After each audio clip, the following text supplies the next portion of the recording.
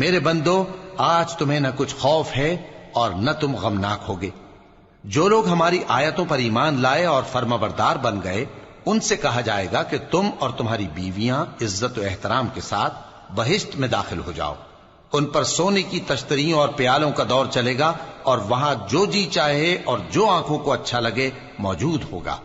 اور اے اہل جنت، تم اس میں ہمیشہ رہو گے، اور یہ جنت جس کے تم مالک بنا دیے گئے ہو تمہارے اعمال کا صلہ ہے۔ یہاں تمہارے لیے بہت سے میوے ہیں جن کو تم کھاؤ گے، اور گناہگار یعنی کفار ہمیشہ دوزخ کے عذاب میں رہیں گے، جو ان سے ہلکا نہ کیا جائے گا، اور وہ اس میں نا امید ہو کر پڑے رہیں گے۔ اور ہم نے ان پر ظلم نہیں کیا بلکہ وہی اپنے آپ پر ظلم کرتے تھے۔ اور وہ پکاریں گے کہ اے مالک، اے دوزخ کے نگراں، تمہارا پروردگار ہمیں موت ہی دے دے۔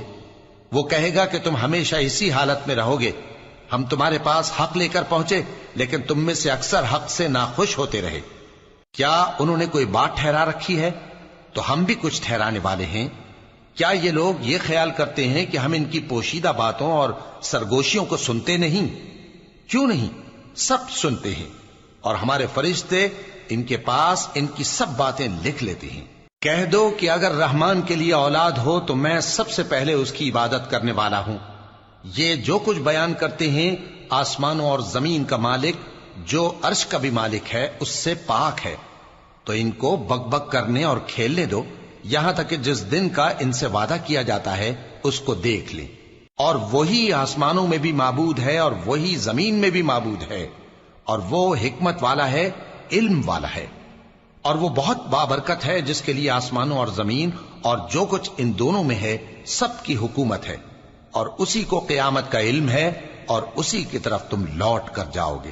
اور جن کو یہ لوگ اللہ کے سوا پکارتے ہیں وہ تو سفارش کا کچھ اختیار نہیں رکھتے، ہاں جو علم و یقین کے ساتھ حق کی گواہی دیں وہ سفارش کر سکتی ہیں۔ اور اگر تم ان سے پوچھو کہ ان کو کس نے پیدا کیا ہے تو کہہ دیں گے کہ اللہ نے، تو پھر یہ کہاں بہہ کے پھرتے ہیں۔